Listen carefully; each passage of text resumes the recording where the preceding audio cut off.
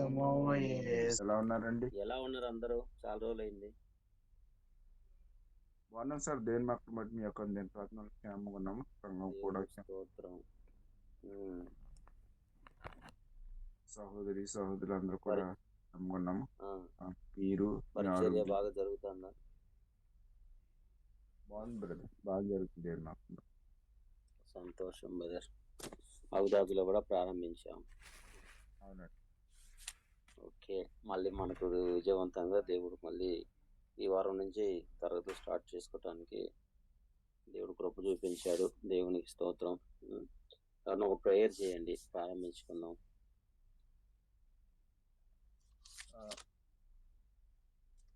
Already చేసాం brother గారు. అయిపోయిందా? సరే, వాక్య భాగం కోసం చేయండి.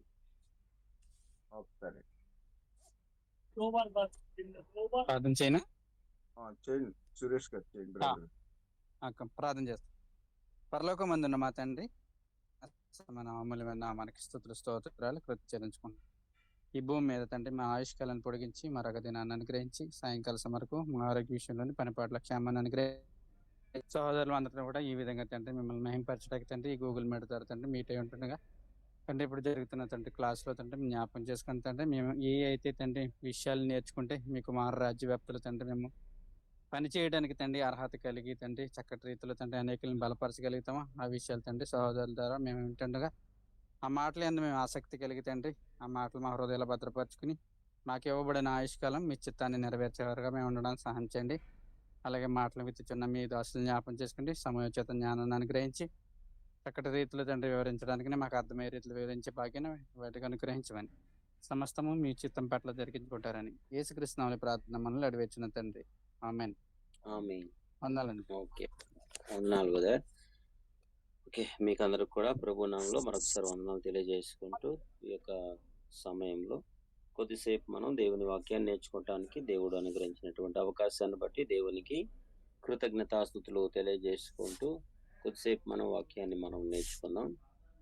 ఈరోజు మనం ఏం నేర్చుకోబోతున్నాం అంటే, దేవుడు మనుషులను తోలుబొమ్మలుగా చేశాడా లేదంటే స్వతంత్రులుగా చేశాడా?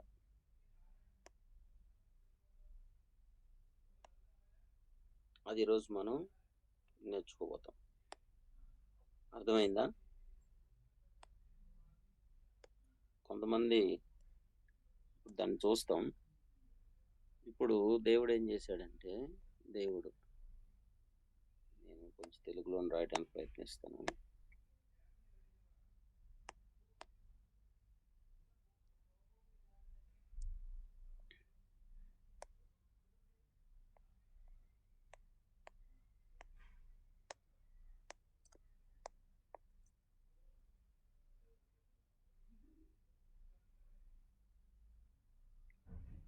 దేవుడు సమస్తాన్ని ఎన్ని రోజుల్లో చేశాడు ఆయన? 7 దినాలు. 6 దినాల్లో ముగించి 7వ దినాన్ని విశ్రమించారు. సమస్తమును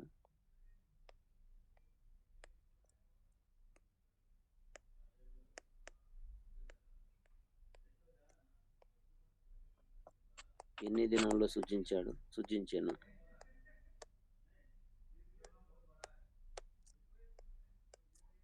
అర్థమవుతుందా కదా ఈ అక్షరాలు? అర్థమవుతున్నాయి.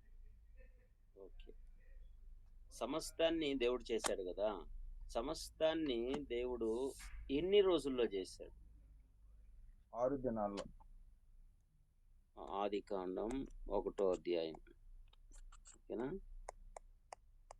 1 నుంచి 31వ వచనం పూర్తిగా రాసేసుకో, అంటే చదివితే మనకు అర్థమైపోతుంది ఎన్ని రోజుల్లో చేశాడని. సమస్తమును దేవుడు 6 రోజుల్లో చేశాడు. దీనికి ఇంకొక వచనం, నిర్గమ 20వ అధ్యాయం 11వ వచనం. దేవుడు సమస్తాన్ని 6 రోజుల్లో చేశాడు అనేది మనకి ఇక్కడ ఏమవుతుంది? ఇక్కడ అర్థమవుద్ది. 6 రోజుల్లో చేశాడంటే ఒకసారి నిర్గమకాండం 20:11 చదవండి.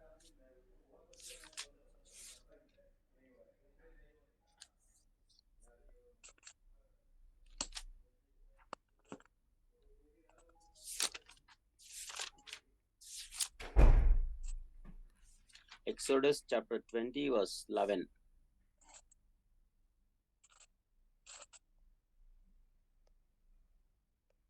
ఆరు దినములలో యెహోవా ఆకాశమును భూమియు సముద్రమును వాటిలోని సమస్తమును సృజించి 7వ దినమున విశ్రమించెను. అందుచేత యెహోవా విశ్రాంతి దినమును ఆశీర్వదించి దాన్ని పరిశుద్ధపరిచెను.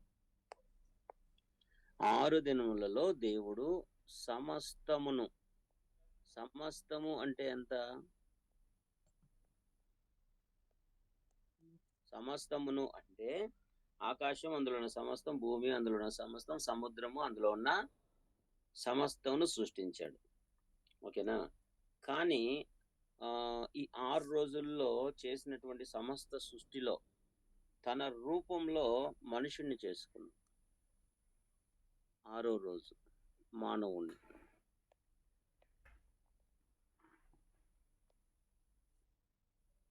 మానవుణ్ణి 6వ రోజు చేశాడు. ఇప్పుడు సముద్రంలో వాటిలో ఉన్నటువంటి అన్నిటికీ దేనికైనా ఒకదానికి తన రూపాన్ని ఇచ్చాడా అంటే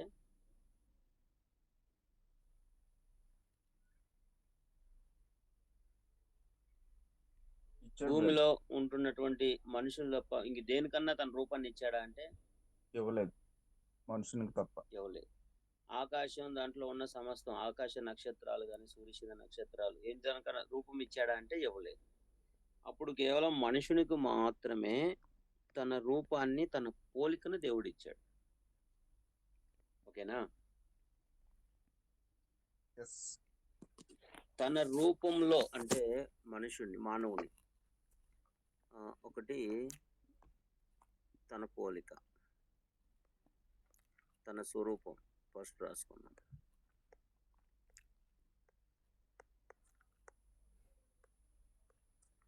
తన పోలిక. ఇప్పుడు తన స్వరూపం, తన పోలిక ఓన్లీ అంటే ఒకే ఒక నరునికి మాత్రమే ఇచ్చాడు. అంటే ప్రపంచంలో సమస్త సృష్టిలో దేవుని పోలిక, దేవుని యొక్క స్వరూపం ఎవరికి మాత్రమే? మనకు మాత్రమే ఇవ్వబడింది. ఇప్పుడు మనుషులకు తెలవాల్సినది ఏంటంటే, మనకు తెలవాల్సింది అంటే నేను దేవుని రూపం, నేను దేవుని పోలిక. ఓకేనా? దేవుని పోలికలో సృష్టించబడ్డాను, దేవుని యొక్క స్వరూపం కలిగి నన్ను దేవుడు సృష్టించాడు అనేది మనకు తెలవాలి. అప్పుడు సమస్త సృష్టిలో మనిషి దేవుని యొక్క స్వరూపం, దేవుని యొక్క పోలికగా సృష్టించబడ్డాడు. సృష్టించబడినటువంటి మనిషి ఒక బానిసగా సృష్టించబడ్డాడా? లేదు బ్రదర్. సృజించబడిన మనిషి అంటే నరుడు లేక నరులు బానిసలుగా చేయబడ్డారు, అలాంటి తోలు బొమ్మలుగా.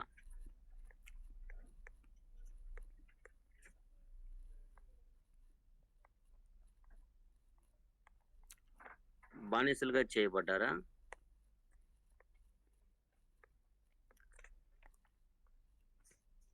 లేదు బ్రదర్. లేదు. ఎట్లా సృష్టించబడ్డాడు మరి? దేవుని పోలికలో, దేవుని స్వరూపం. అది ఇంకా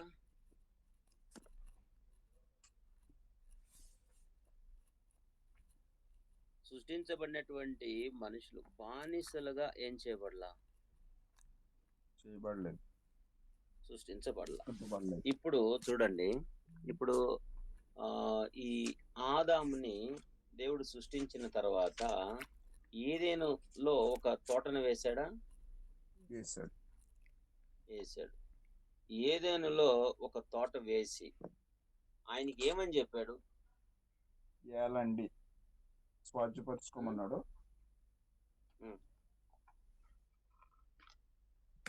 మీకు 1:28 కాదు, 2వ అధ్యాయం 17 వచ్చింది. 17. ఓకే. అయితే మంచి చెడ్డలను తెలివినిచ్చు వృక్ష ఫలములను తినకూడదు. నీవు వాటిని తిని దినమున నిశ్చయంగా చచ్చెదవని మరునికి ఆజ్ఞాపించింది. ఇప్పుడు ఇది ఇది గుర్తుపెట్టుకోండి. మనుషుల్ని దేవుడు బానిసలుగా చేశాడా అంటే ఆన్సర్ లేదు. ఇంకెట్లా చేశాడంటే స్వతంత్రులుగా చేశాడు. అర్థమైందా? తన స్వరూపము తన పోలిక కాదు, స్వతంత్రులు. తన స్వరూపాన్ని ఇచ్చాడు, తన పోలికతో సృష్టించిన మనిషిని బానిసగా చేయలేదు, ఒక తోలు బొమ్మలుగా చేయలా. దేవుడు ఎట్లా చేశాడంటే స్వతంత్రులుగా చేశాడు. అర్థమైందా? అవునండి. ఎంత స్వతంత్రం అంటే ఇప్పుడు మనం చూడబోతున్నారు. ఎందుకంటే చాలా మంది ఏమంటా ఉన్నారంటే ఇది తెలియక దేవుడు తప్పు చేస్తాను కదా, మనుషులు ఆపచ్చు కదా, తాగిపోతోళ్ళని వాళ్ళు ఇచ్చేయచ్చు కదా, అదో ఎంతమంది చెడిపోతా ఉన్నారు, వాళ్ళందరినీ దేవుడు అడ్డపడి మార్చేసేయచ్చు కదా అన్నట్టుగా మాట్లాడుతూ ఉన్నారు. ఓకేనా? కాబట్టి రోజు మనం నేర్పించేటప్పుడు మనము దేవుని చేతిలో స్వతంత్రులుగా సృష్టించబడినటువంటి వాళ్ళము అనేది అర్థమైంది అనుకోండి. ఆ స్వతంత్రత దేనిని చేయటానికి ఉపయోగించాలో దాన్ని ఉపయోగించుకుంటాం. ఇది అర్థం కాలేదంటే కినా ఆ స్వతంత్రత, ఆ ఫ్రీడమ్ అనేది దేనికంటే దానికి ఉపయోగిస్తాం. అది ఈరోజు మనం లైట్ గా మనం చూడబోతున్నాం అనమాట. అర్థమైందా? ఇప్పుడు ఆదాముని చేశాడు, ఈయన బానిసగా చేయలేదు, స్వతంత్రునిగా చేశాడు. స్వతంత్రునిగా చేయబడినటువంటి ఆదాము ఏం చెప్పాడంటే దేవుడు 16-17 2వ అధ్యాయం. మరియు దేవుడైన యెహోవా ఈ తోటలోనున్న ప్రతి వృక్ష ఫలములను నీవు నిరభ్యంతరంగా తినవచ్చును. అయితే మంచి చెడ్డలను తెలివినిచ్చు వృక్ష ఫలములను తినకూడదు. నీవు వాటిని తిని దినమున నిశ్చయంగా చచ్చెదవని నరుని ఆజ్ఞాపించింది. మరియు దేవుడైన యెహోవా ప్రతి ఫలమును ఓకేనా, ఈయన తినొచ్చు, అభ్యంతరం లేదు.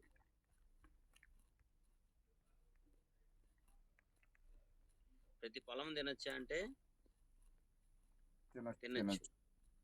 ఇప్పుడు కానీ మంచి చెడ్డల తెలివినిచ్చే వృక్ష ఫలాన్ని, ఒక వృక్ష ఫలం ఉంది, దాన్ని తినకూడదు.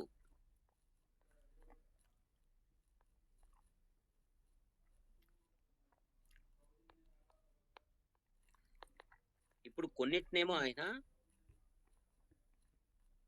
అన్నిటిని తినొచ్చు అన్నాడు, ఇంకా కొన్నిటిని తినకూడదు, వాటిని మాత్రం తినకూడదు అన్నాడు కదా. ఇప్పుడు అన్నిటినీ ఈ మంచి ఫలాల్ని అంటే ఆయన మంచిది అని రాసుకుందాం.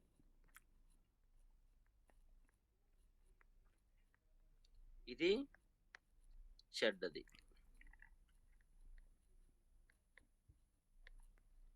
అంటే చెడ్డది అంటే తినకూడదు అనే దాన్ని బట్టి, ఓకేనా. దేవుడు చెడ్డది చేస్తాడా అని కాదు, దేవుడు చేసినంత కూడా మంచిదే. గుర్తుందా?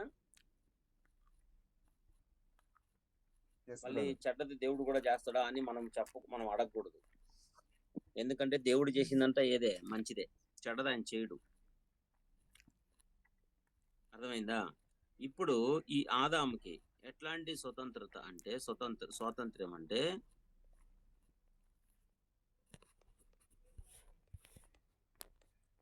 ఇవన్నీ తినచ్చు, తినుకోకుండా ఉండొచ్చు, దీన్ని కూడా తినచ్చు, తినుకోకుండానే ఉండొచ్చు.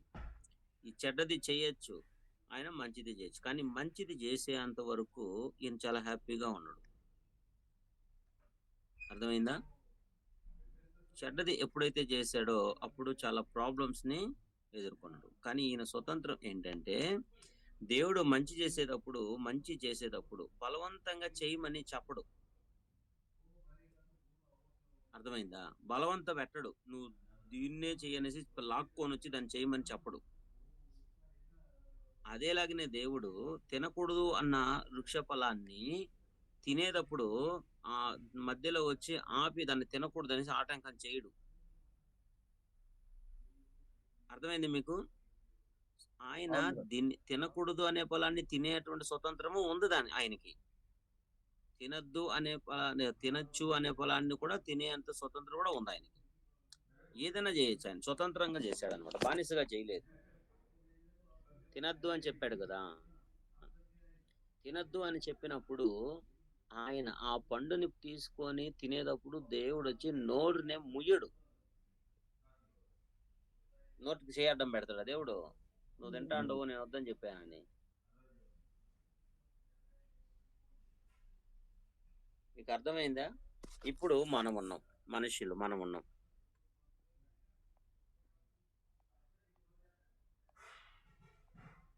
ఓకేనా? మన ఎదుట మంచి ఉంచబడి ఉంది, మన ఎదుట చెడు కూడా ఉంచబడి ఉంది.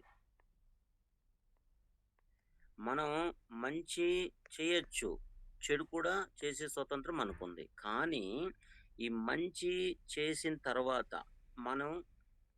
మనకి రిజల్ట్ ఏమై ఉంటుంది? ఇప్పుడు తినేంత వరకు ఆదాము చచ్చిపోలేదు, దేవునికి దూరం అవ్వలేదు. అర్థమైందా?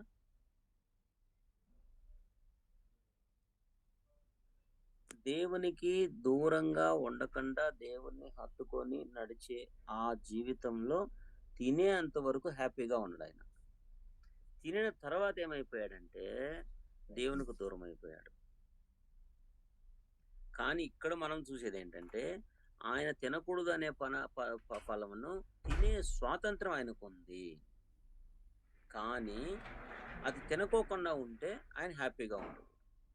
ఇప్పుడు ఈ ఫలాల్లో కూడా అట్లా మన ఎదుట కూడా దేవుడు మంచిని పెట్టేశాడు, చెడును కూడా లోకంలోకి వచ్చేసింది. ఇప్పుడు మనం దేన్ని చెయ్యాలి అనేది మన స్వతంత్రత, మన స్వతంత్రం ఉంది. ఒకటి మంచి చేయొచ్చు, చెడు కూడా చేయొచ్చు. మళ్ళీ చెడు దేవుడే చేశాడా అంటే కాదు. లోకంలో ఉండే చెడు ఎవరి వల్ల కలిగింది? సాతాను వల్ల కలిగింది. అవును, ఓకేనా? అది మనం చూడబోతాం. ఇప్పుడు మనము మన ఎదుట మంచి మాటలు మాట్లాడచ్చు, చెడ్డ మాటలు మాట్లాడచ్చు. మనకేం చెడ్డ మాటలు తెలియదా? ఏమైనా ట్యూషన్ పెట్టి ఏమైనా నేర్చుకున్నామా వాటిని? లేదు సార్, అన్నీ తెలుసు. లేదు, అవి ఆటోమేటిక్ గా మనం లోకంలో ఉన్నాం కాబట్టి అవి తెలుసు మనకు. మనకెవరు ట్యూషన్ పెట్టి ఇదో ఈ మాట ఇట్లా పలకాలని చెడ్డ మాటలు మనకేం నేర్పించిన వాళ్ళు కాదు. అవి ట్యూషన్ పెట్టి నేర్పించుకోకుండా కూడా అవి వచ్చేస్తాయి మనకు. ఓకేనా? మనకు మంచి మాటలు తెలుసు, చెడ్డ మాటలు. మన నోరు మంచి మాటలకు ఉపయోగించవచ్చు, చెడ్డ మాటలకు కూడా ఉపయోగించవచ్చు. మంచి మాటలకు ఉపయోగించే స్వాతంత్రము ఉంది, చెడ్డ మాటలకు ఉపయోగించే స్వాతంత్రం కూడా మనకు ఉంది. కానీ దేనికి ఉపయోగిస్తే ఏం ప్రతిఫలము అనే దాని మీద ఆధారపడి ఉంటుంది అన్నమాట. అర్థమైందా? మన నోరు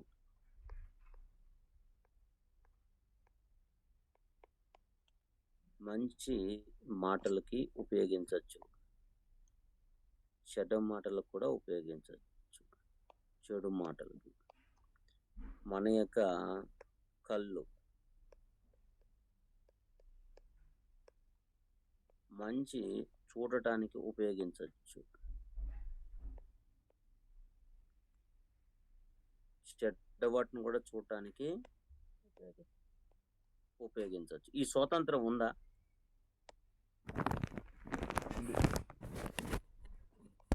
ఇప్పుడు ఫోన్ పట్టుకొని ఉన్నాం, అన్వాంటెడ్ ఇవి వస్తా ఉన్నాయి పిక్చర్స్. వాటిని అట్లా నిలబడి చూడొచ్చు, లేదంటే అట్లా స్కిప్ చేసి కూడా మనం వెళ్ళిపోవచ్చు. స్వతంత్రం ఉందా అంటే ఉంది. కానీ దేన్ని ఉపయోగిస్తావు అనే దాని మీద మనకు దేవుడిచ్చే ప్రతిఫలం అనేది ఆధారపడి ఉంటుంది. ఓకేనా? మన చేతులు కావచ్చు, మన కాళ్ళు కావచ్చు, మనం తీసుకునే తీర్మానాలు కావచ్చు. ఓకేనా? ఇప్పుడు మనం చేసే ఆరాధన కావచ్చు. మనం ఆరాధనకి ఓకేనా ఆరాధన చెయ్యొచ్చు, లేకపోతే ఆరాధన చేయకోకుండా ఇంట్లో ఉండొచ్చు. స్వతంత్రం ఉందా అంటే ఉంది. కానీ నువ్వు దేన్ని చేస్తావు? ఆరాధనను అన్నిటిని పొద్దున్నే లేచి సిద్ధపడి ఆరాధనకంటూ వెళ్ళి దేవుణ్ణి ఆరాధన చేసావనుకోండి, ఒక మంచి ప్రతిఫలం. లేదు అని పనుకొని నిద్రపోయినాం అనుకోండి, ఇంక ఈ రోజే కదా సెలవా, ఈ రోజే మనం తిరగదాంలే అని అనుకున్నాం అనుకోండి, దానికి తగినటువంటి ప్రతిఫలం కూడా దేవుడు మనకు ఇస్తాడు కదా. పిల్లల్ని ఇప్పుడు ఉదాహరణకి పిల్లల్ని స్కూల్కి పంపిస్తా ఉంటాం. పిల్లలు స్కూల్కి వెళ్ళేటప్పుడు మనమే వాళ్ళ వెనకాల వెళ్ళాం. ఒక వయసు దాకా వాళ్ళని తీసుకొని వస్తాం.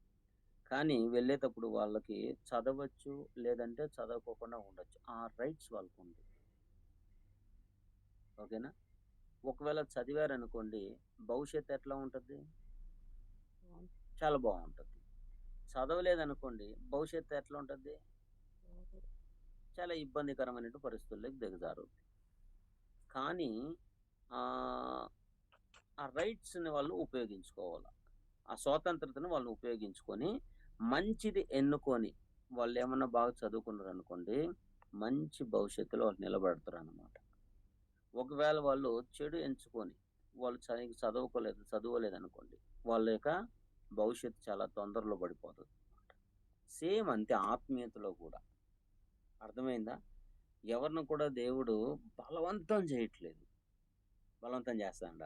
ఆరాధనకు రమ్మని ఏమైనా చేపట్టుకొని లాగుతాడేమి? వాక్యం చదవండి ఉదయాన్నే లేచానేమని ఆయన బలవంతంగా చెప్తానుడా? లేకోకుంటే మనల్ని ఏమన్నా పక్కకు వచ్చి తట్టి లేపుతాడేమి దేవుడు? లేపుతానుడా? లేదు. కానీ ఆ స్వాతంత్రం అనేది మనకు ఉన్నది అనేది మనకు అర్థం అవ్వాలి. దేన్ని ఉపయోగించుకోవాలి అనే తీర్మానాలను అప్పుడే మనం బలంగా తీసుకోగలం. లేదంటే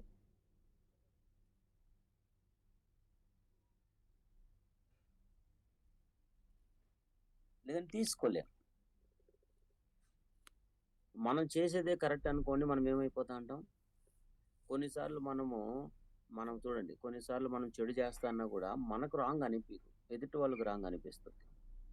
అప్పుడు మనం ఏమంటామంటే వాళ్ళు చెప్పేంత వరకు మనకు అర్థం కూడా అవ్వదు మనం ఇట్లా మాట్లాడుతూ ఉన్నామని.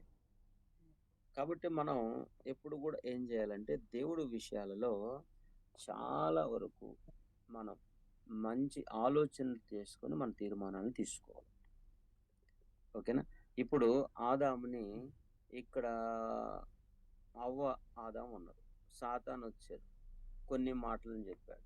కొన్ని మాటలు చెప్పి 3వ అధ్యాయం జరిగిందంటే కన్నా ఆయన వస్తాడు. వచ్చిన తర్వాత ఏం చెప్తాడు? ఇది నిజమా అంటాడు. ఏదని కాదు, ఇది నిజమా అంటాడు. ఇప్పుడు మనం కూడా ఒక దగ్గరికి వెళ్ళామనుకోండి, ఎవరి దగ్గరికన్నా వెళ్ళి ఇది నిజమా అంటే వాళ్ళు ఏమంటారు?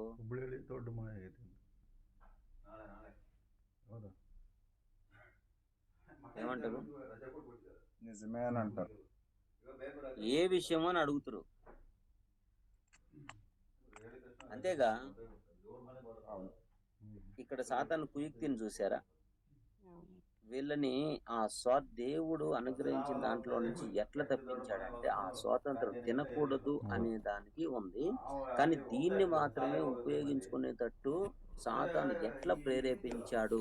తినకూడదు అనే స్వాతంత్రం అంటే తినచ్చు, తినకోకుండా ఉండొచ్చు, కానీ తినాలి అనే దానికి అతను తీసుకొని వెళ్ళడానికి ఎట్లా మాటల్లో పెట్టి ఇది చేసిన చూడండి అవ్వని. 3వ అధ్యాయం ఆదికాండం 1-2 వచనాలు అక్కడ మాట్లాడుతూ దేవుడైన యెహోవా అంటే దేవుడైన యెహోవా చేసిన సమస్త జంతువులలో సర్పం యుక్తిగలదై ఉండను, అది ఆ స్త్రీతో ఇది నిజమా? ఇంకేం బార్గింగ్ ఏం మాట్లాడలా. ఫస్ట్ ఏం అడుగుతా ఉన్నాడు సాతాను?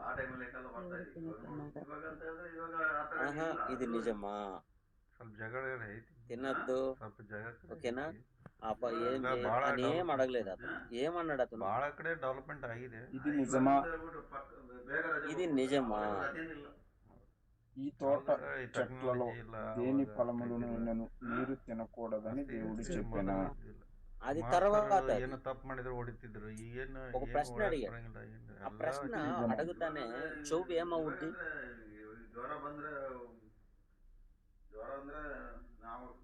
ఆయన మాటలు వినటానికి మన చెవి ఎగ్గుతాం. అవును. కదా. ఇది నిజమా అనంగానే చెవు అట్లా నిమురుద్ది కొద్దిగా, ఓ ఏమో చెప్తాడు విందము అని. అప్పుడు ఈయన అడుగుతా ఉన్నాడు అనమాట, ఈ తోట చెట్టులో దేని ఫలంలోనూ మీరు తినకూడదని దేవుడు చెప్పానా అని అడిగాను. నీకెందుకు నీకెందుకు? నాకు దేవుడికి సంబంధించింది అది. అంతే కదా. ఒక మాట, నీకు సంబంధమే లేదు ఆ విషయం అని చెప్పుకుంటే అయిపోయింది. కానీ ఆమె అట్లా చెప్పలా. ఆమె ఏమనింది?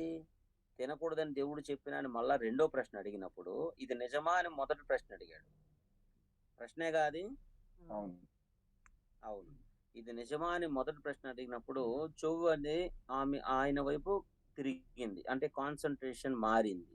ఈ కాన్సంట్రేషన్ అనేది సరిగ్గా ఆ సాతానికి ఇచ్చినప్పుడు ఆ ప్రశ్న కరెక్ట్‌గా అర్థమయ్యేటట్టు అడిగాడు. అర్థమైందా? ప్రశ్న అర్థమయ్యేటట్టు అడిగాడు. ఆన్సర్ చెప్పేటట్టు అడిగాడు. చూడండి, ఇది నిజమా అని ఒక ప్రశ్న అడిగితే, ఈ తోట చెట్టులో దేని ఫలంలోనైనను మీరు తినకూడదని దేవుడు చెప్పానా? ఎప్పుడు కూడా ఒక ప్రశ్న అడుగుతానే కాసేపు ఏమిస్తాం? బ్రేక్ ఇస్తాం. మీరు ఎక్కడైనా చూడండి, ఎవరి దగ్గరైనా చూడండి. ఒక ప్రశ్న అడిగిన తర్వాత కొద్దిగా బ్రేక్ ఇస్తాం. ఒక 2, 3 సెకండ్స్ కావచ్చు, 5 సెకండ్లు కావచ్చు. రాదా? వస్తుంది బ్రదర్. వస్తుంది, ఖచ్చితంగా వస్తుంది. బ్రేక్ అది కంపల్సరీ వస్తుంది. అది మనం ఈకున్నా కానీ అది బ్రేక్ వస్తుంది అక్కడ. ఈ ప్రశ్న అడిగిన తర్వాత కొద్దిగా వాళ్ళు ఆలకించేటట్టు చేసిన తర్వాత ఇంకొక ప్రశ్న, ఈ తోట చెట్లలో దేని ఫలంలో దేవుడు తినొద్దని మీకు చెప్పాడా అని అడగతానే ఆమె ఏం చెప్పింది అని అడిగి, అందుకు స్త్రీ ఈ తోట చెట్ల ఫలములను మేము తినవచ్చును. అది చెప్పి సరిపోయిందిగా. అవును. ఈ తోట చెట్ల ఫలాలు మనం తినమని చెప్పాడు దేవుడు అని చెప్పి సైలెంట్ గా ఉండుంటే అయిపోయింది. నువ్వు కూడా తింటావా, ఏదో తినని ఇచ్చేసి అయిపోయాను. కానీ ఆమె అంతటితో ఊరుకుండలా. ఏం చెప్పింది మళ్ళా? అయితే తోట మధ్యలో అయితే ఆన్సర్ చెప్పింది. ఆన్సర్ చెప్పిన తర్వాత మరలా ఆయన సంభాషణ అనేది కొనసాగిస్తాం. ఈ తోట మధ్య ఉన్న చెట్టు పొలములను గురించి దేవుడు మీరు సావకుండున్నట్లు వాటిని తినకూడదనియో వాటిని ముట్టకూడదనియో చెప్పానని. యాక్చువల్లీ దేవుడు అక్కడ ముట్టకూడదని చెప్పలా. అక్కడ దేవుడు ఏం చెప్పాడు? తినకూడదన్నాడు. అవును. కానీ ఆదాము అసలు నువ్వు దాని దగ్గర కూడా పోవద్దు, దాన్ని ముట్టను కూడా ముట్టద్దు అనేసి చెప్పినట్టు అవుతుంది. మనకు తెలీదు. కానీ ముట్టద్దు, తినద్దు, ముట్టద్దు. ముడితేగా తింటావు, ముట్టకోకుండా ఉండు. ముట్టద్దని చెప్పాడు దేవుడు అన్నప్పుడు సైలెంట్ అయిపోయినా సరిపోయింది. ఇప్పుడు ఈ ఆన్సర్ చెప్తానే ఆ సాతానికి ఇంకా కొన్ని విషయాలు ఆమెతో మాట్లాడేదానికి సంభాషణ పెరిగింది. అర్థమైందా? ఈ సంభాషణ అనేది పెరిగినప్పుడు ఏం జరుగుద్ది అంటే మన మైండ్ అనేది మారుద్ది. మారదా? మారిపోద్ది, మాటల్లో మారిపోద్ది. ఇప్పుడు అదే జరిగింది అవ్వ దగ్గర. చూడండి 3వ వచనంలో, అయితే తోట మధ్యనున్న చెట్ల ఫలములను గూర్చి దేవుడు మీరు చావకుండానట్లు వాటిని తినకూడదనియు వాటిని ముట్టకూడదనియు చెప్పినని సర్పముతో అనెను. అందుకు సర్పము, ఇప్పుడు ప్రశ్న అడిగిన ఆన్సర్ చెప్పాడు, ఇంకెళ్ళిపోవాలిగా. ఈమె కూడా సంభాషణ అనేది కొనసాగించి ఉండకూడదు. నీకెందుకు, దేవుడు చెప్పాడు కదా వెళ్ళిపో, మాకు ఇదే మంచిది అన్నట్టు అయిపోయింది. మనం కూడా అంతే. మనం కూడా ఏం చేస్తామంటే కొన్ని విషయాల్లో ఎక్కువగా మనం సంభాషణ చేసి మన స్వాతంత్రతని మనం తప్పుగా ఉపయోగించుకునే అవకాశాలు ఉన్నాయన్నమాట. ఈయనకి ఇచ్చినటువంటి ఈ స్వాతంత్రం ఇప్పుడు తప్పుగా ఉపయోగించడానికి ఏమైంది? వాడుకుంది. చెడ్డ ప్రతిఫలాన్ని అనుభవించడానికి కారణమైంది కదా. చెడును అనుభవించడానికి కారణమైంది ఈయనకున్న స్వాతంత్రం. పిల్లలు కూడా అంతే కదా. చదువుకో చదువుకో అని చెప్పినప్పుడు చదువుకోకుండా వెళ్ళిపోయి తర్వాత వాళ్ళ బతుకులు చాలా ఇబ్బందికరమైన పరిస్థితులకు వెళ్ళినప్పుడు వాళ్ళకి చదవచ్చు, లేకుంటే తిని తిరగచ్చు. చదివే వయసులో చదవచ్చు, తిని తిరగచ్చు. ఏది ఉపయోగించుకునే వాళ్ళు తిని తిరిగేది ఉపయోగించుకున్నాను అనుకోండి, ఎట్లా ఉంటుంది వాళ్ళ లైఫ్? ఇది ఉపయోగించవచ్చు, ఇది కూడా ఉపయోగించవచ్చు. కానీ ఏది ఉపయోగించుకుంటావు అనే దాని మీదనే మన భవిష్యత్తు ఆధారపడి ఉంటుంది. ఓకేనా? ఇప్పుడు ఆదివారం ఆరాధన కావచ్చు, లేదంటే గిన మన బైబిల్ చదివే విషయాలు కావచ్చు, లేదంటే గిన మనం ప్రతిరోజు కూడుకునే కూడికలు కావచ్చు. దీనిలలో మన స్వాతంత్రాన్ని దేని విషయంలో ఉపయోగించుకుంటా ఉన్నాం?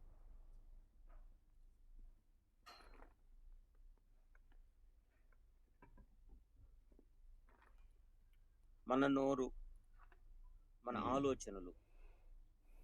ఆలోచనలకు కూడా మనకు ఒక స్వతంత్రం ఉంది. మంచి ఆలోచనలు చేయొచ్చు, చెడు ఆలోచనలు కూడా ఏం చేయొచ్చు. ఇప్పుడు మనిషి అంటే మనం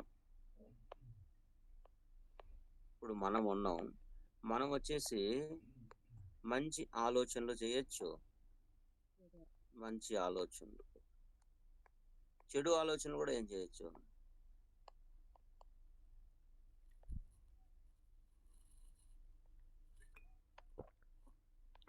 చెడు ఆలోచన కూడా చేయొచ్చు. ఇప్పుడు మంచి ఆలోచనలు చేస్తే ప్రతిఫలం ఎట్లా ఉండదు, చెడు ఆలోచన చేస్తే ప్రతిఫలం. కానీ స్వాతంత్రత రెండింటికి ఉపయోగించుకునే స్వాతంత్రం మనకుంది, ఆ రైట్స్ మనకుంది.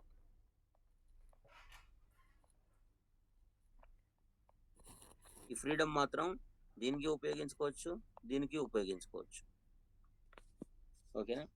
ఇప్పుడు మంచి ఆలోచనలు, ఆరాధన విషయంలో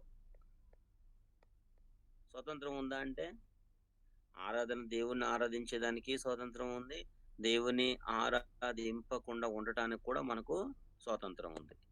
కానీ దేనికి ఉపయోగించుకుంటాము అనేది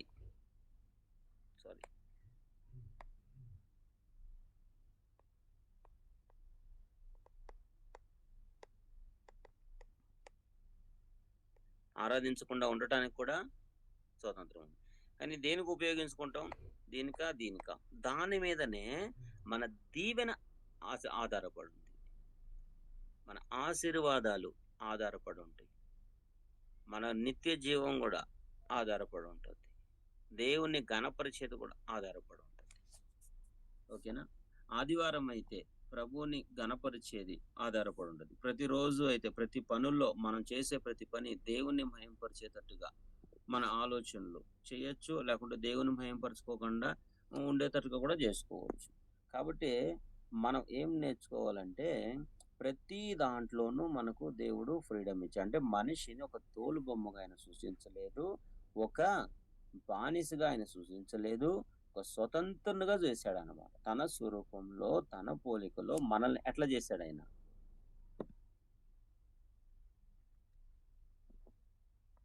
స్వతంత్రునిగా చేశాడు కదా.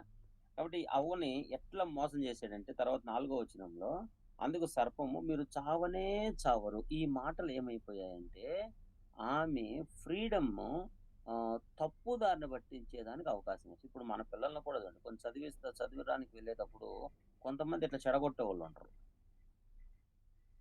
మన ఆరాధన చేసేటప్పుడు కూడా కొంతమంది ఇట్లా చెడగొట్టే వాళ్ళు ఉంటారు. అర్థమైందా?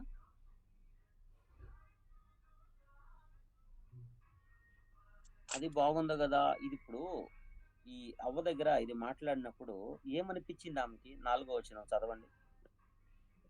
అందుకు సర్పము మీరు చావనే చావరు, అనగా మీరు వాటిని తిని దినమున మీ కన్నులు తెరవబడిననియు మీరు మంచి చెడ్డలను ఎరిగిన వారై దేవదూతల వలె ఉందురనియు దేవునికి తెలియదని స్త్రీతో చెప్పగా, ఇప్పుడు ఆ పండు చూపించి ఏం చెప్పాడు సాతాను? దేవదూతల వలె. ఆ పండు చూపించి ఒకటి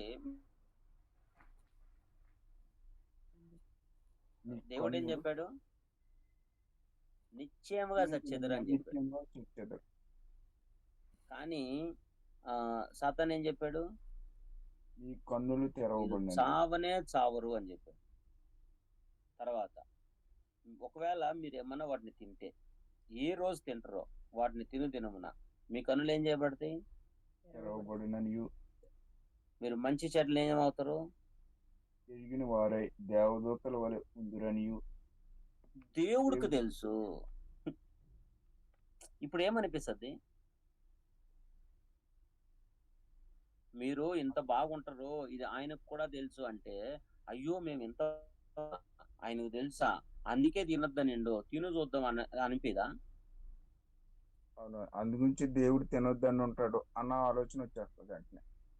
కాబట్టి మనం కూడా సత్యం విషయంలో ఎప్పుడు కూడా ఈ దేన్నైతే నమ్ముతామో దాంట్లో ఈ ఈ స్వాతంత్రతను మనం చెడగొట్టుకునే దానికి చాలా మంది దొంగలు ప్రవేశిస్తారు అన్నమాట సంఘంలో. ఓకేనా? అందుకే నడిపించే వాళ్ళు చాలా జాగ్రత్తగా ఉండాలి. అర్థమైందా?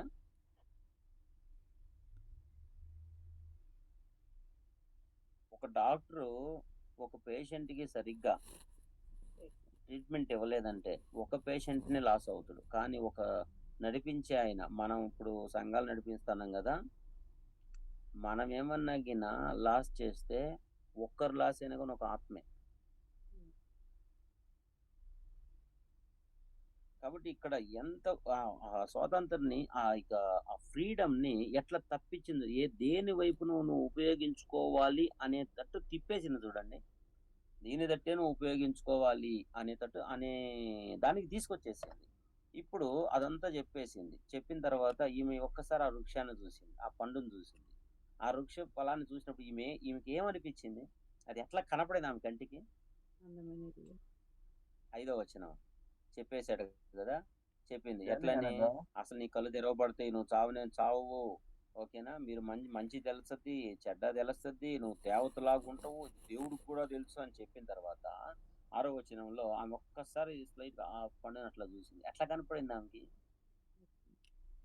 అందమైనది అబ్బా, వివేకమునిచ్చు రమ్యమైనది ఉండుట చూచినప్పుడు ఆమె దాని ఫలములలో కొన్ని తీసుకుని తిని తనతో పాటు తన భర్తకును ఇచ్చెను. ఇక్కడ చూడండి, ఆ వృక్షము ఆహారమునకు మంచిదియు ఆమెకి ఎట్లా కనపడుతుంది? ఇప్పుడు దేవుడేమో తినొద్దనండు, దీన్ని చూసిన తర్వాత ఇది నేను తింటే నాకు సూపర్ టేస్ట్, చాలా బాగుంది, ఎట్లా దాన్ని తినాలా అన్నట్టుగా అనిపించింది. చాలా అందంగా వివేకమిచ్చు రమ్యమైనది నై ఉండుట చూచినప్పుడు ఆమె చూసింది, ఆమె కంటికి అట్లా కనపడు. కొన్ని విషయాలు అంతే, మనకు కూడా కొన్ని అబద్ధాలన్నీ చాలా బాగా అనిపిస్తాయి. కాబట్టి నడిపించే మనం సత్యం విషయంలో మాత్రమే మన స్వాతంత్రాన్ని మనం ఉపయోగించుకునేటట్టుగా మనం ప్రయత్నించాలి. ఓకేనా?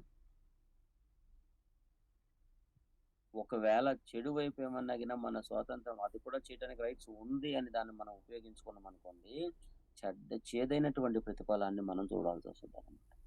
వీళ్ళు ఈ ప్రతిఫలాన్ని చూసిన తర్వాత అసలు అది ఎంత కష్టం అంటే అంత కష్టం. తర్వాత 3వ అధ్యాయంలో 14 నుంచి వాళ్ళకి శాపాలు స్టార్ట్ అవుతాయి. 15, 16లో వాళ్ళని చెప్పిస్తాడు, చాలా భయంకరంగా చెప్పిస్తాడు అనమాట. ఓకేనా? ఇంకా నేల నీకు ఫ్రీగా తిండి ఇదు, నువ్వు చాలా కష్టపడి దాన్ని ఏం చేయాలి? తినాలి. నువ్వు ఇంకా ఫ్రీ పిల్లలను కూడా నువ్వు ఇంకెట్లా కనాలంటే గర్భ వేదన మిక్కిలి హెచ్చించాడు దేవుడు. అట్లా ఉంటుంది అన్నమాట. కాబట్టి మన స్వాతంత్రం అనేది, దేవుడు మనల్ని స్వతంత్రులుగా చేశాడు, కానీ మనల్ని దేవుడు స్వతంత్రులుగా చేసింది మంచి చేయటానికి చేశాడు, కానీ చెడ చేయడానికి చేయలేదు. ఇప్పుడు ఆదామును స్వతంత్రులుగా చేసింది మంచిది చేయడానికి, మంచి ఈ ఫలాలనే తినుంటే ఇంతవరకు పరిస్థితి ఎట్లా ఉండదో తెలియదు మనకు.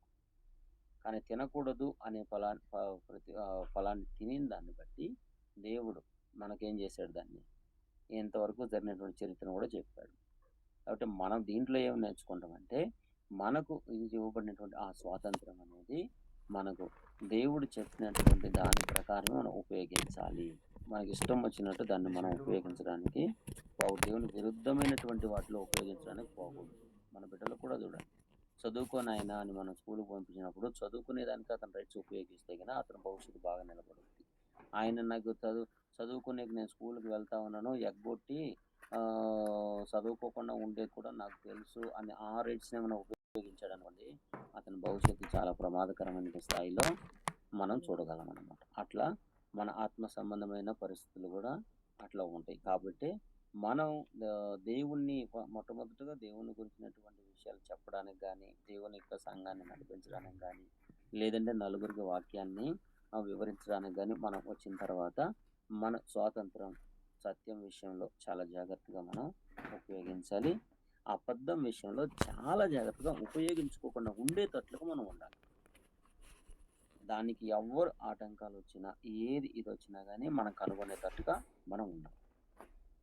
అర్థమైందా?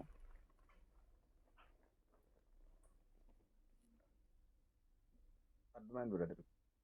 దీంట్లో మీకు ఏమైనా ప్రశ్నలు ఉన్నాయా?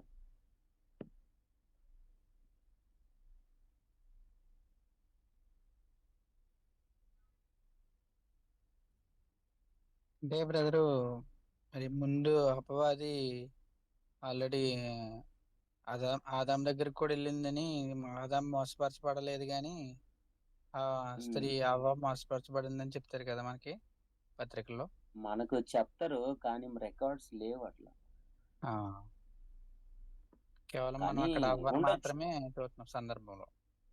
ఉండొచ్చు ఇప్పుడు ప్రపంచంలో కూడా తొందరగా మోసపోయేది ఎవరు? స్త్రీ. ఈ వీళ్ళు చూసారా, ఈ మనకు ఈ సేల్స్ మ్యాన్లు అన్నీ వస్తా ఉంటారు, వాళ్ళందరూ వస్తారు చూసారా?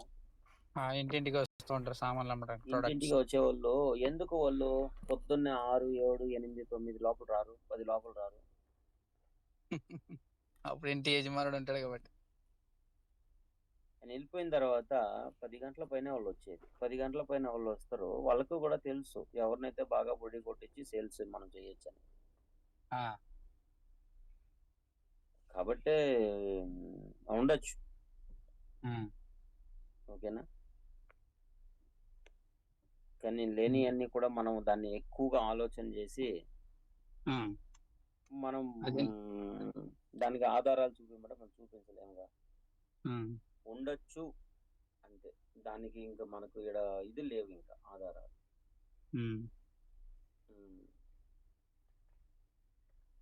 అట్లా కానీ మనకు అనుగ్రహించినటువంటి ఆ స్వాతంత్రం అనేది జాగ్రత్తగా మనం ఉపయోగించుకోవాలి మంచి చేయటానికి మాత్రమే. అది ఆరాధనలో కావచ్చు, తిండి విషయంలో కావచ్చు, ఓకేనా, మాట విషయంలో కావచ్చు, మన ఆలోచనల విషయంలో కావచ్చు, మన చేతి పనుల విషయంలో కావచ్చు. మనం చెడ పనులు చేయొచ్చు, మంచి పనులు కూడా చేయొచ్చు, అంతే కదా. ఇప్పుడు మన చెయ్యి ఉంది, దొంగతనము చేయొచ్చు, కష్టము పడి తెచ్చుకోవచ్చు, ఏదన్నా చేసి స్వతంత్రం చేతుకుంది. అలాగని దొంగతనం చేస్తే ఎట్లా ఉంటుంది ప్రతిఫలం, కష్టపడి తీసుకొచ్చి ఎట్లా ఉంటుంది ప్రతిఫలం?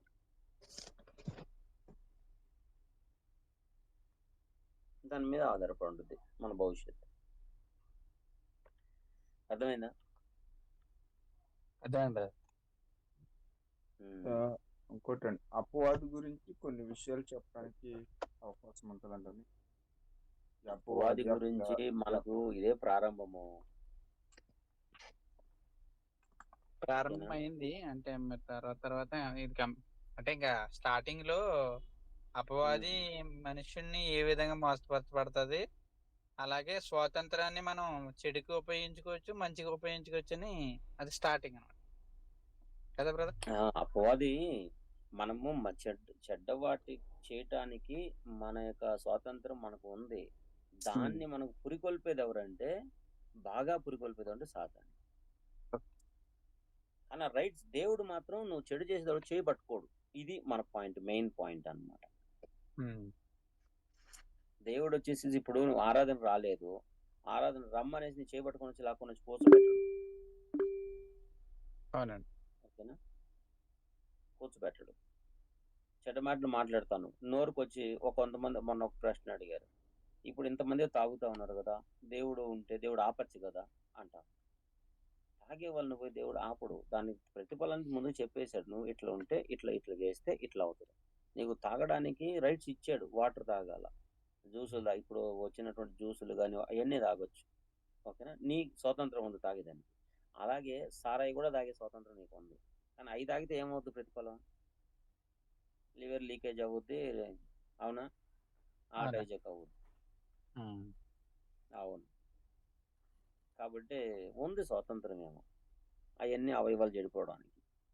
కానీ దీన్ని చేస్తే నువ్వు ఎట్లా ఉంటావు, దాన్ని చేస్తే ఎట్లా ఉంటావు, ఏది చేయాలో తీర్మానం అనేది నువ్వు బాగా చేయాల్సి ఉంటుంది.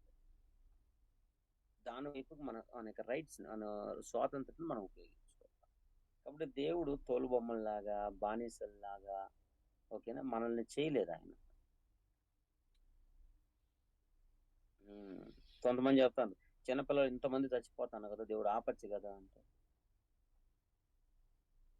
ఇప్పుడు చచ్చిపోయాలి నేను దేవుడు ఆపడు.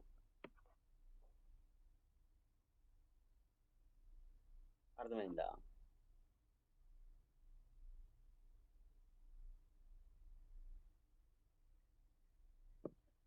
అనే ప్రశ్న ఇంకా వందనాలన్నయ్య.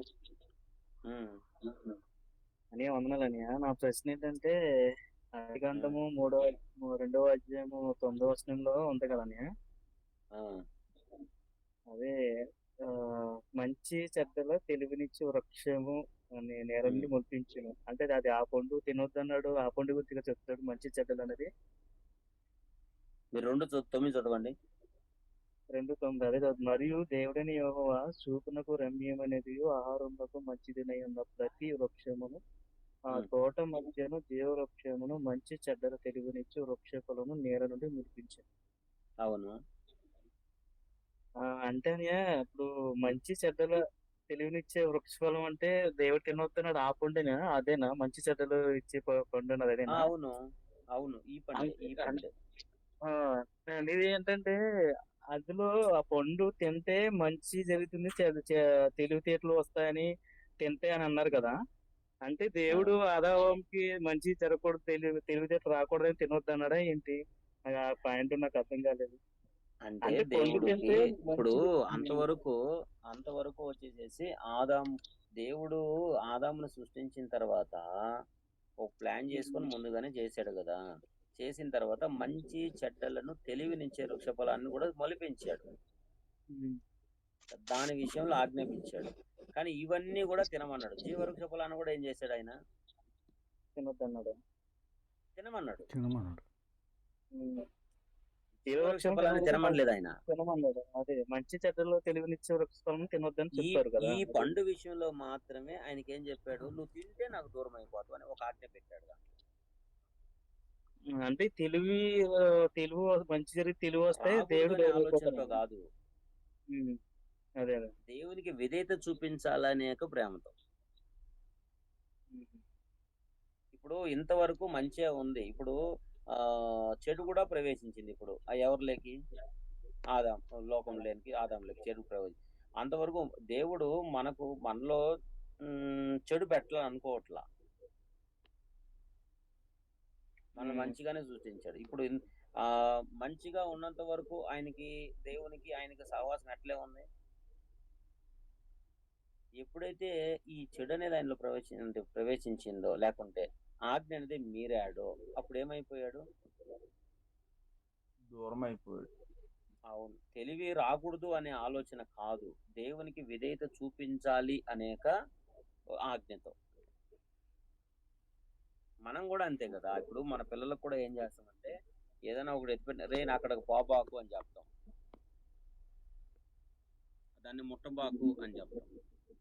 వాళ్ళు ముట్టకూడదని కాదు, అది తీసిందంటే కన్నా పడేసుకొని ఏదో గందరగోళం చేస్తారని చెప్తాం, లేదంటే ఆడికి ఎక్కద్దు అని చెప్తాం. ఓకేనా? ఎందుకు చేస్తాం? అక్కడ అట్టవెక్కదు ఈ ఎక్కదు ఎక్కెద్దని మళ్ళా కింద పడి ప్రాబ్లం చేసుకుంటారని చెప్తాం. కాబట్టి ఇంతవరకు దేవుడు తినకూడదు అనే అంటే వివేకం, తెలివి, జ్ఞానము వాళ్ళకి రాకూడదు, వివేకం రాకూడదు అనే ఆలోచనతో కాదు, ఆయన యొక్క ఆజ్ఞకు వీళ్ళు లోబడాలి అనే దాంతో.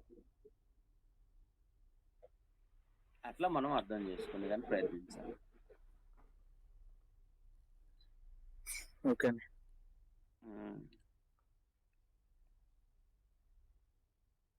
ఇక్కడ మనం మెయిన్ గా ఇక్కడ ఏం నేర్చుకుంటామంటే దేవుడు మనలను అంటే మనుషులను స్వతంత్రులుగా చేశాడు, బానిసలుగా చేయలేదు, తోలు బొమ్మలుగా చేయలేదు. కొంతమంది దేనికి ఇది నేర్చుకుంటాను అంటే, ప్రారంభం నుంచి అంటే మనకు తప్పు చేసేదానికి రైట్స్ ఉంది, లేకుంటే మంచి చేసేదానికి రైట్స్ ఉంది. కానీ ఇప్పుడు మనం ఉన్నాం కదా, కొన్నిసార్లు ఆరాధన మానుకుంటా ఉంటాం. మానుకునే రైట్స్ ఉంటుందా? ఉంది. వెళ్ళే రైట్స్ ఉందా? ఉంది. కొన్నిసార్లు బైబిల్ చదివేది మానుకుంటా ఉంటాం. కొన్నిసార్లు ప్రార్థన చేసేది కూడా మానుకుంటా ఉంటాం. మానుకునే రైట్స్ కూడా ఉందా? ఉంది. మానుకోకుండా ప్రతిరోజు చేసుకునే రైట్స్ ఉందా? ఉంది. కానీ ఏది చేస్తే నీ ఆత్మ సౌఖ్యంగా అంటే నీ ఆత్మ వర్ధిల్లుద్ది, దాని వైపే నీ స్వాతంత్రాన్ని ఉపయోగించుకోవడానికి ప్రయత్నించాలి. ప్రతిరోజు చదివామనుకో ఎట్లా ఉంటుంది మైండ్?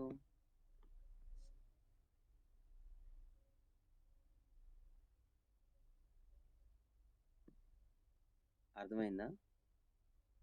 రోజు కూడా చదవలేదు, దాని గురించి ధ్యాస కూడా లేదు, మైండ్ ఎట్లా ఉంటుంది?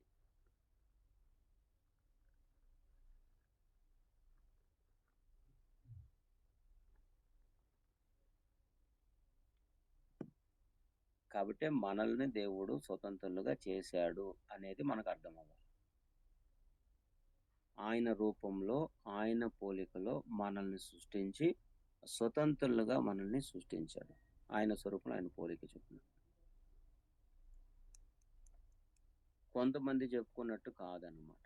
పాపాలు జరుగుతానే కదా, ఆపచ్చు కదా, ఓకేనా, చచ్చిపోతా ఉండరు కదా, వాళ్ళని ఆపచ్చు కదా, తాగుతా ఉన్నారు తాగుబోతులను కూడా ఆయన ఆపచ్చు కదా, నోటికి చెయ్యి అడ్డం పెట్టి, ఇట్లంతా కూడా మాట్లాడుకుంటా ఉంటాను అనమాట, ఆ జ్ఞానం లేకుండా.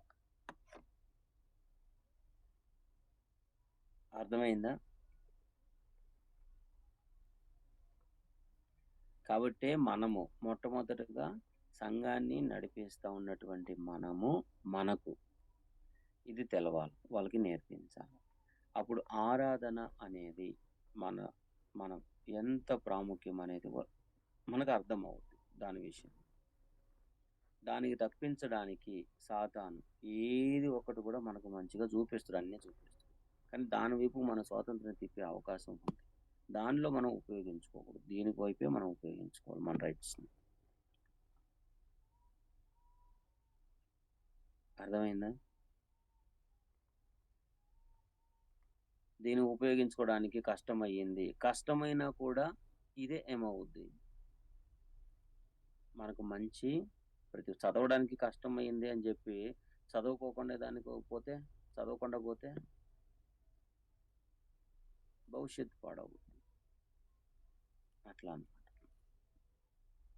అది ఈరోజు మనకు మనుషుల్ని దేవుడు స్వతంత్రులుగా సృష్టించాడు, బానిసలుగా కాదు, తొలుబొమ్మలుగా కాదు. ఓకే, నేను కూర్చో అంటే కూర్చో, లేయి అంటే లేయాల అనే వాళ్ళగా చేయలేదు. ఆయన సృష్టించాడు, మంచి ఒకవైపు పెట్టాడు, చెడు ఇంకొక వైపు. అంటే ఆయన పెట్టాడంటే చేయకూడదు అనే వాటిని పెట్టాడు, చేయొచ్చు అనే వాటిని కూడా పెట్టేశాడు. ఇప్పుడు మనం ఏది విధేయత పెట్టాడు, అవిధేయత పెట్టాడు. విధేయత చూపించినప్పుడు మనకు మంచి ప్రతిఫలం, అవిధేయత చూపించినప్పుడు మనకు చెడు ప్రతిఫలం. ప్రతిఫలం మాత్రం ఖచ్చితం, పొందుకోకుండా మాత్రం పాము. కానీ ఏదో ఒకటి చేయాలి, మనం మంచి చేయాలి లేదంటే చెడు చేయాలి, ఏదో ఒకటి చేయాలి. చేసేది మనం మంచి చేసేదానికే మనం ఆ యొక్క బర్త్ రేట్ని మనం ఉపయోగించుకోవాలన్నమాట. ఉపయోగించుకోవాలి మనం క్రైస్తవులు, దేవుని బిడ్డలుగా. అర్థమైందా? ఇప్పుడు మనం దేవుని బిడ్డలమే, మన నోరు దేనికి ఉపయోగిస్తాం? మన నోరు దేనికి ఉపయోగిస్తాం? దీన్ని ఉపయోగించుకుంటే మంచిది. మన కళ్ళు దీనికి ఉపయోగిస్తే మంచిది. మన చేతులు దీని మంచి పనులు చేసి ఉపయోగిస్తే మంచిది. మన కాళ్ళు మంచి మార్గంలో నడవడానికి ఉపయోగిస్తే మంచిది. ఓకే, మన చెవులు మంచి మాటలు వినటానికి ఉపయోగిస్తే మంచిది. సత్యం ఏముంది, దాన్ని వినటానికి ఉపయోగిస్తేనే మంచిది. లేకుంటే గిన మనం అసత్యం ఏంటంటే గిన కొన్ని రోజులు అదే సత్యం అయ్యేదానికి మనం వెళ్ళిపోతాం. అర్థమైందా? ఒకసారి వెళ్ళాం, 2 సార్లు వెళ్ళాం, 3 సార్లు వెళ్ళాం, పదే పదే అదే విని పెడతా ఉంటే దాన్నే చేయాలనిపిస్తుంది మన ఆలోచనలు. అర్థమైందా?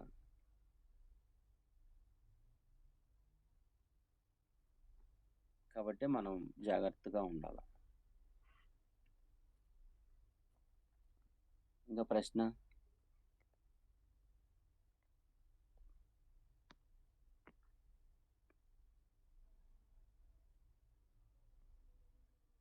ఎవరికైనా ఉన్నాయా ప్రశ్నలు? అడగండి. నేటికి క్రైస్తవ సమాజానికి ఉన్న ప్రశ్నలన్నీ కూడా ఇప్పుడు బయటపడుతున్నాయి అన్న. అంటే వండుకొని ఉంటే బాగుండు, తయారు చేసిన వాడు ఎందుకు పెట్టాలి, ఆ పాపం అనేది పెట్టకుండా ఉంటే బాగుండు, ఇంక ఇదే టైప్ ఆఫ్ మైండ్ సెట్ లో ఉన్నారు క్రైస్తవం అంతా. నన్ను మా అలాగే అమ్మ ఉంది. కనుకోకుండా ఉంటే బాగున్ను. ఉం. అది ఒక ప్రశ్న, చెప్పండి. ఉం. అర్థం ఉందా దానికి? అంటే నేడున్న క్రైస్తవ బోధకులకే ఇది స్వతంత్రం అనేది ఇప్పుడు రెండు వైపులా ఉన్నది అనేది తెలియట్లేదు కదా. రూపింపబడిన వాడు రూపించిన వానితో ఏ ప్రశ్న అడగాలో అయ్యే అడగాలి. ఉం. పనికి మాలిన అన్ని మనం అడగకూడదు. ఆ తెలివి కూడా మనకు ఉండాలి. ఉం. అవును మరి.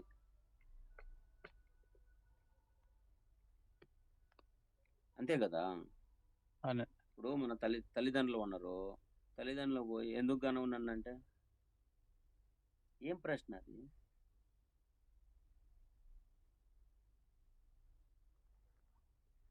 అలా కూడా అడిగే వాళ్ళు ఉన్నారులేండి. నన్ను పెంచలేనోడు నువ్వు, నన్ను ఉన్నారు ఎందుకు కన్నావు? కానీ అది తెలివి తక్కువ అంటాం అన్నమాట. ఉండదు, తెలివి తక్కువ అట్లా అడిగితే. కాబట్టి మనం ప్రశ్న అడిగేటప్పుడు కూడా ఆ ప్రశ్న మనం నేర్చుకోవాలి అనేటట్లా అడగాలి. దేవుడు పెట్టుకోకుండా ఉంటే బాగుండు కదా, మన ఆలోచనలు పెట్టకూడదు దేవుడికి తీసుకెళ్ళి. దేవుడు మన ఆలోచనలు వినే అంత జ్ఞానం తక్కువ కలిగినటువంటి ఆ దేవుడు కాదు ఆయన. అంతే కదా. పెట్టుకుంటే బాగుంటది కదా అని మనం ఆలోచన ఆయనకి చెప్పడం ఏంటి?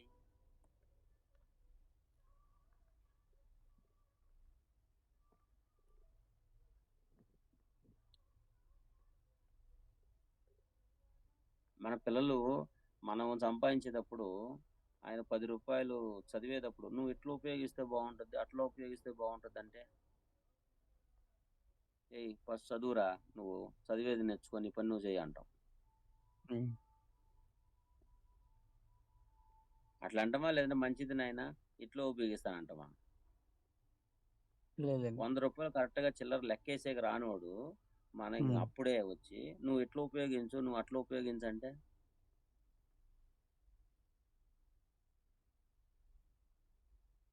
అది దేవుడి దగ్గర మన పరిస్థితి. కాబట్టి మనం దేవుడి దగ్గర ఏం ప్రశ్నలు అడగాలో అయ్యే అడగాలి. అంటే ఈ రోజు నేర్చుకున్న పాఠాన్ని బట్టి స్వాతంత్రము అందరికీ ఉంది, చెడులకి ఉంది. మంచికి కూడా. మంచి చేసేదానికే ఉంది, చెడు చేసేదానికే ఉంది. అది కానీ నీ మంచి చేస్తే నీకు గ్రహించుకుని, మంచి అవును. చేయడానికి గ్రహించుకుని మనం దేనికి మీద మన ఆసక్తి ఉందో దేనికి స్వతంత్రులుగా ఉన్నాం అనేది మనం తెలుసుకోవాలి. అవును. ఆల్మోస్ట్ మంచి చేయడానికే దాన్ని ఉపయోగించడానికి మనకు ప్రయత్నించాలి, చెడుకు మనం దూరంగా ఉంటూ. ఎందుకంటే ఇప్పుడు సంఘాన్ని నడిపిస్తా ఉన్నారు. ఇప్పుడు సంఘం నడిపించేటప్పుడు ఆరాధన విషయంలో కావచ్చు, లేదంటే కానుకల విషయంలో కావచ్చు, లేదంటే పాటల విషయంలో కావచ్చు, లేదంటే లార్డ్ సపర్ విషయంలో కావచ్చు, లేదంటే ఏ విషయంలో అయినా కావచ్చు, ఓకేనా, బోధ చేసే విషయంలో కావచ్చు. బోధ చేసే విషయంలో నువ్వు కథలు చెప్పే స్వాతంత్రం ఉంది, దేవుడు వాక్యం చెప్పే స్వాతంత్రం కూడా ఉంటుంది. నువ్వు కథలే చెప్పిందంటే నీకు ప్రతిఫలం వేరుగా ఉంటుంది, దేవుని వాక్యం మాత్రమే చెప్తే నీకు ప్రతిఫలం వేరుగా ఉందా. ఆ స్టేజ్ ఎక్కిన తర్వాత చెప్పే స్వాతంత్రం కూడా ఉంది. ఈరోజు ఎంతమంది కథలు చదువుకొని చెప్తా ఉంటారు?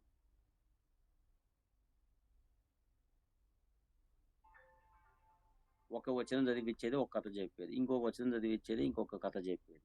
ఆడెట్లా జరిగింది, ఎట్లా జరిగింది, చెప్పే స్వాతంత్రం ఉందా అంటే రైట్స్ ఉంది. కానీ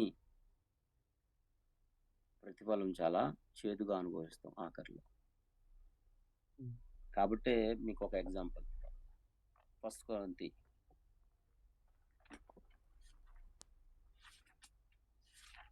చాప్టర్ 2 అంటే అధ్యాయం 2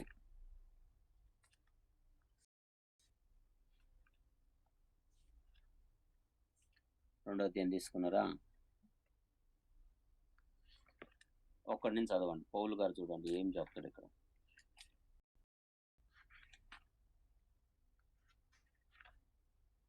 ఫస్ట్ కొరింథీ 2వ చదివేసి అధ్యాయము 1 నుంచి, సహోదరులారా, నేను మీ వద్దకు వచ్చినప్పుడు వాక్చాతుర్యంతో గాని జ్ఞాన అతిశయముతో గాని దేవుని మర్మమును మీకు ప్రకటించుచూ వచ్చిన వాడును కాను.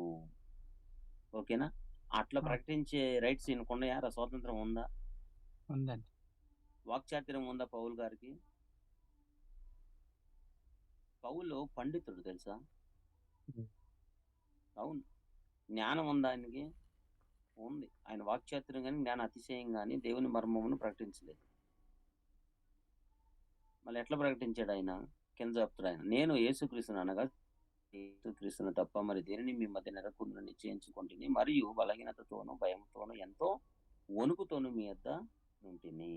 మీ విశ్వాసం మనుషుల జ్ఞానంను ఆధారం చేసుకొనక దేవుని శక్తిని ఆధారం చేసుకుని ఉండవాలంటే నేను మాటలాడినను సువార్త ప్రకటించినను జ్ఞానయుక్తమైన తీయని మాటలను వినియోగింపక పరిశుద్ధాత్మయు దేవుని శక్తియు కనపరుచు దుష్టాంతములనే వినియోగించి తిని. ఏం చేశాడు ఆయన? రేపటి దినం సంఘస్థుల్ని మన వైపు తిప్పుకునేది కాదు, దేవుని వైపు తిప్పుకునేదానికి మనం ప్రయత్నపడాలి.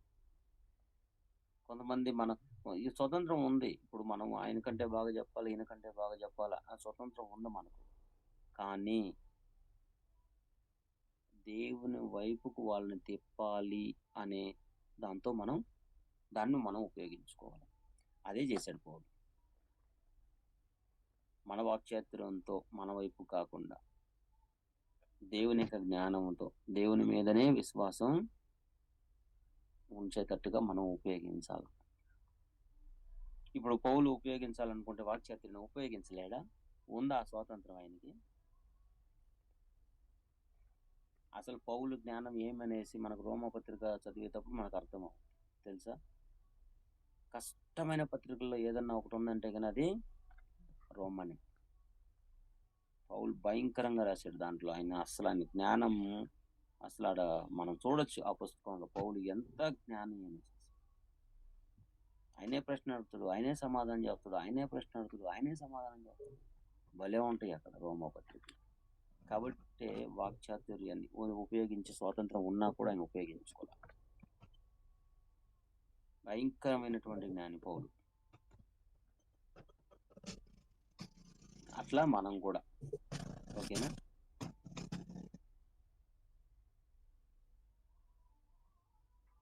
అర్థమైందా? అర్థమైంది బ్రదర్. ఓకే, సంతోషం. దేవుని చిత్తమైతే బాగా నేర్చుకుందాం, బాగా పనిచేయండి. ఓకేనా? ఆఖరికి మనం ఈ భూమి మీద చేసినటువంటి పని దేవుడు తర్వాత తీర్పు దినంలో దానికి మనం నిలబడేదిగా మనకు ఉంటే మనకు ప్రతిఫలం వస్తుంది. అంటారా? అట్లా నిలబడేలాగా చేయండి.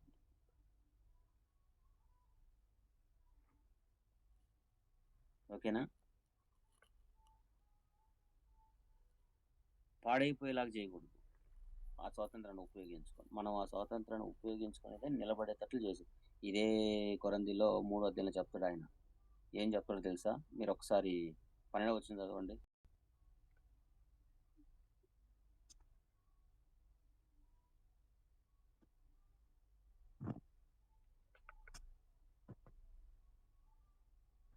మూడో అధ్యాయం 12వ వచనం. ఎవడైనాను 3:12 ఎవడైనాను ఈ పునాది మీద బంగారము, వెండి, ఉమ్, వెలగల ఉమ్, రాళ్ళు, కర్ర, గడ్డి, ఉమ్, కొయ్యకాలు ఉమ్, మొదలైన వాటితో కట్టిన ఎడల ఉమ్, వాని పని కనబడును. ఆ దినమున ఉమ్, దాన్ని తేటపరచును. అది అగ్ని చేత ఉమ్, బయలుపరచబడును. మరియు ఉమ్, వాని పని ఉమ్. ఎట్టిదో దాని అగ్నియే పరీక్షించును. అగ్ని పరీక్షిస్తే బంగారు అయితే ఎట్లా నిలబడుద్ది? మనం చేసే పని అగ్నితో పరీక్షించేటప్పుడు, ఓకేనా, బంగారు లాగా ఉంటే ఎట్లా కనబడుద్ది? ఇంకా బంగారం షైన్ వస్తుంది. చైన్ వస్తుంది. బంగారు కాలే కొద్ది ఇంకా షైన్ వస్తానే ఉంటుంది. వెండి వెలగల రాళ్ళు నిలబడతాయి. కర్ర గడ్డి కొయ్య కాలు కాలిపోతాయి. కాలిపోతాయి. కర్ర గడ్డి కొయ్యి కాలు అయితే గిన కాలిపోతాయి. అట్లా పని మనకు ఉండకూడదు. మనం చేస్తే పని నిలబడాలి రేపు దినం. ఓకేనా? నిలబడితే ఆ అగ్ని పరీక్షించినప్పుడు ఆ పని నిలబడితే మనకు ప్రతిఫలం, లేదంటే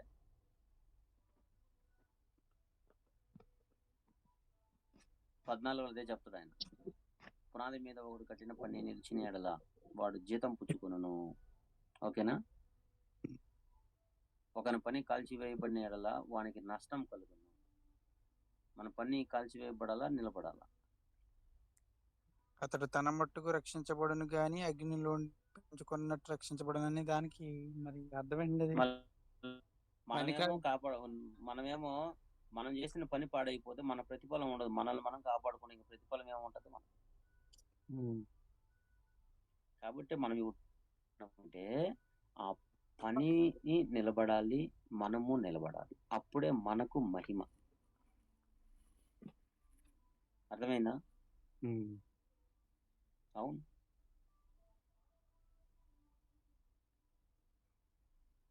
ఓకేనా? కాబట్టి ఈ సువార్త జ్ఞానము అనేది ఆ మహిమను మనకు తెచ్చిపెట్టదు. దానికి ఎలా అర్థం అంటారా? ఇప్పుడు అతడు తన మట్టుకు రక్షించబడును గాని అగ్నిలో నుండి తప్పించుకున్నట్టు రక్షించబడును. ఇప్పుడు మనం పని చేస్తా ఉన్నాము, మన పని వచ్చేసేసి రేపు దినం నిలబడలేదు అనుకోండి, పని కాలిపోతుంది. మనం ఏం చేయబడతాం? అగ్ని నుంచి తప్పించుకున్నట్టు మన రక్షించబడతాం. మట్టికే రక్షించబడతాం. మనం చేసిన పని అంతా వేస్ట్ అవుతుంది. ఇంకేం ప్రతిఫలం? మీరు దుబాయ్ వెళ్ళారు, దుబాయ్ వెళ్ళిన తర్వాత పని చేశారు. పని చేసిన తర్వాత అంతా ఖర్చు పెట్టుకుని ఖాళీ చేతిలో వచ్చారు. మీ పని అంతా కూడా వేస్ట్ అయినట్ట, ఉపయోగపడినట్ట? వేస్ట్ అయిపోయినట్టు. అదేదో ఏడో ఉండి చేసుకోవచ్చుగా. ఒకవేళ మీరు వెళ్ళి మీ పని చేసి 4 డబ్బులు వెనకేసుకొని వస్తే పని పని చేసి ప్రయోజనమైనట్టేగా. మరి అంతేగా ఇది కూడా. అందుకే మనము పని చేస్తే పక్కా చేయాలి, నిలబెట్టాలి. దానికే మనం ఫుల్ రైట్స్ మనం ఉపయోగించాలి. జీతం తీసుకోవాలి మనం. చేసిన పని కాల్చివేయబడింది. అలాగే చేసిన వాడు కూడా తనకి తగిన రీతిలో శిక్ష అనుభవిస్తాడు కదా. అంటే తగిన రీతిలో ఒకవేళ ఆ పని కాల్చివేయబడింది, కరెక్ట్ కట్టలేదు, కాల్చివేయబడింది, మనకు ప్రయోజనం ఏముండదు. మనల్ని మనం కట్టుకున్నాం. ఒకవేళ కొన్నిసార్లు మనల్ని మనం కూడా కట్టుకోలేము. అప్పుడు మనం కూడా కలిపోతాం.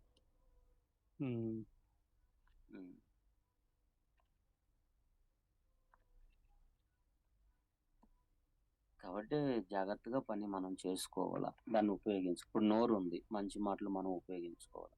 ఇప్పుడు మనమే మంచి మాటలు ఉపయోగించుకోకుండా ఎదుటి వాళ్ళకి మంచి ఉపయోగించాలా, మంచి చెప్పాలా, మంచి ఉపయోగించనుకో, వాళ్ళు ఏం చేస్తారంటే దాన్ని చేసుకుని వాళ్ళు కాపాడమని కొన్నిసార్లు మనం కాలిపోతాం. ఒకవేళ మనం చెప్పాము, మనం వచ్చేసి మనము మంచి చెప్పినట్టే చేసామనుకోండి, మనం నిలబడతాం. మన దగ్గర విన్నోళ్ళు అట్లా చేయలేదు, వాళ్ళు కాలిపోతారు, మనం నిలబడతాం. కానీ మన పని ఏమైనట్టు? ఇప్పుడు మీరు ఎంత పని చేస్తాను కదా, అక్కడ ఉపయోగించిన డబ్బులు, కానుకలు అంతా కూడా ఏమైపోయినట్టు, ఎఫర్ట్స్ అంతా కూడా పని నిలబడకపోతే అవును. వాళ్ళు మళ్ళా ఇండియా తిరిగి వచ్చినా కూడా ఇక్కడ స్టాండర్డ్ గా క్రీస్తులో ఉండేటట్టుగా మీరు అక్కడ నడిపించాలి. వాళ్ళు ప్రపంచంలో ఎక్కడున్నా కానీ దేవునిలో బలంగా ఉండేటట్టుగా నడిపించాలి.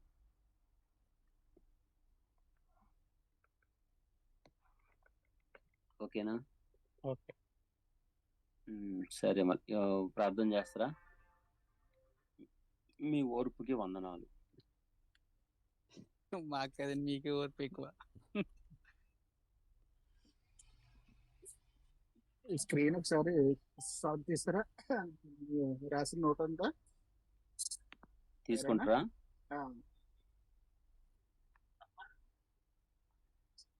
ఆ, ఇది అది మీకు అర్థం అవ్వాలని రాశాను, డీటెయిల్గా ఏం రాయలేదు. తీసుకున్నారా?